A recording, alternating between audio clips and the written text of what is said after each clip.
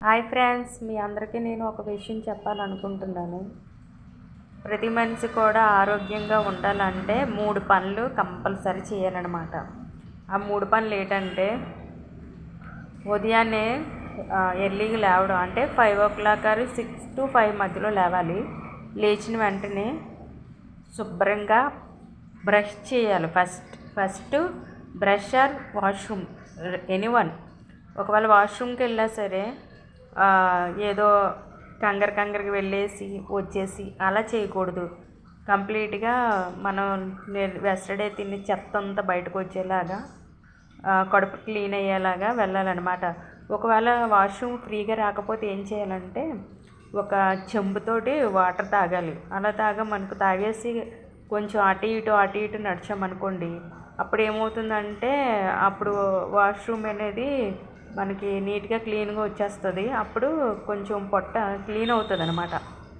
అది అయిన తర్వాత ఏం చేయాలి, బ్రష్ చేసేటప్పుడు ఏం చేయాలంటే చాలామంది 1 minute 2 minute అని చెప్పేసి టైం పెట్టేసుకొని ఎలుగులుగా చేసేసి వెళ్ళిపోతారు. అలా చేయకూడదు.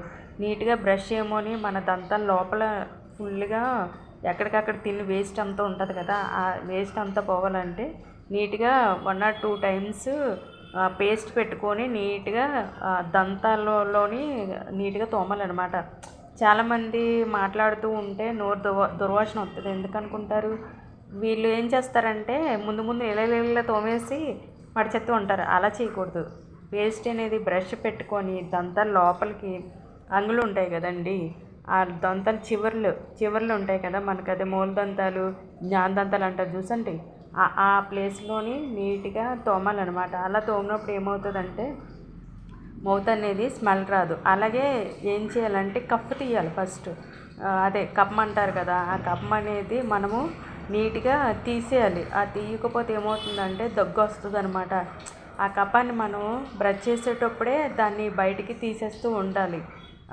చిన్నగా వేలు పెడుతూ ఇలా అంటే చిన్నగా చేతి వేలుతోటి నాలుక పైన చిన్నగా అంటూ ఉంటే అదే వచ్చేస్తుంటుంది. మరీ ఎక్కువ గొంతులోని వేలు పెట్టేసి అలా చేయకూడదు. అలా చేస్తే పేగులు వచ్చేస్తాయి అన్నమాట. ఆ విధంగా చేయకూడదు.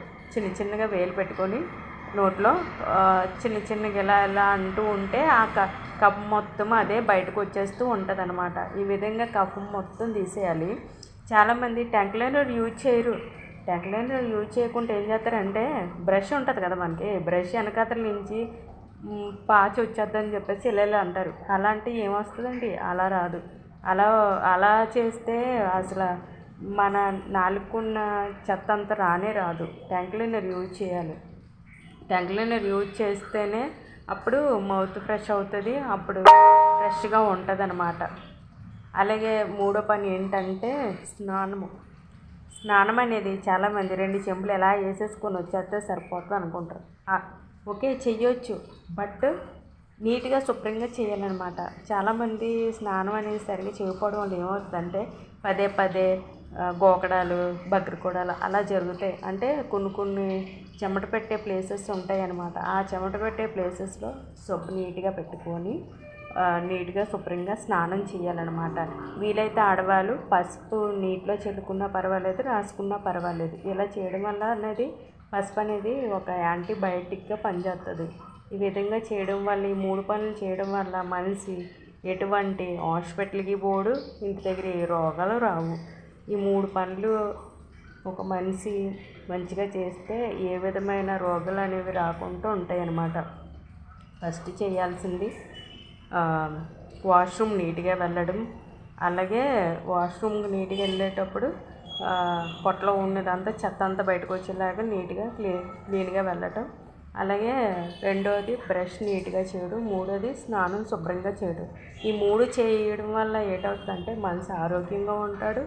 అదేవిధంగా ఫుడ్ అనేది వెస్టర్డే తిని ఫుడ్ అంతా బయటకు పోతుంది కాబట్టి తర్వాత ఫుడ్ ఆకలేసి మంచిగా తింటాడు కూడా.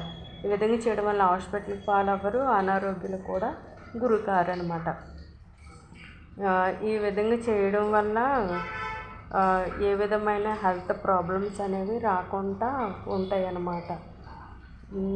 ఇంకేముంటాయి? ఈ 3 పనులు చేస్తే ఏ మనిషి అయినా సరే ఆరోగ్యవంతుడుగానే ఎప్పటికైనా ఉంటారు. ఎందుకంటే మన తాతల కాలంలో చూడండి, వాళ్ళు వేపపుల్లలు అవి యూజ్ చేసేవాళ్ళు అనమాట. వేపపుల్లలు యూజ్ చేయడం వల్ల వాళ్ళు మళ్ళీ బ్రష్ 2 నిమిషాలకు ఒకసారి చేసేయాలి, స్నానం 5 నిమిషాలు చేసేయాలి అనుకొని వెళ్ళిపోయేవాళ్ళు కాదు. వాళ్ళు వేపపుల్లలు యూజ్ చేసేవారు కాబట్టి వేపపుల్ల చేదుకుంటుంది కాబట్టి ఆ తోముతునేటప్పుడు ఏమైనా క్రిములు ఏమైనా ఉంటే పోతూ ఉండేవన్నమాట. అలాగే స్నానాలు కూడా సెలయేరులో చేసేవాళ్ళు. ఇప్పుడు సెలయేరు లేవులేండి. కాకపోయినా సెలయేరు లేకపోతే ఏముంది, షవర్లు ఉన్నాయి, ట్యాప్లు ఉన్నాయి. అంటే నీటిని ఎక్కువ వృధా చేయకుండా శుభ్రంగా ఎంత వాటర్ అయితే కావాలో అంత వాటర్తో స్నానం చేస్తే సరిపోతుందన్నమాట. ఈ విధంగా చేయిస్తే ప్రతి వ్యక్తి ఆరోగ్యవంతుడిగా ఉంటాడనమాట.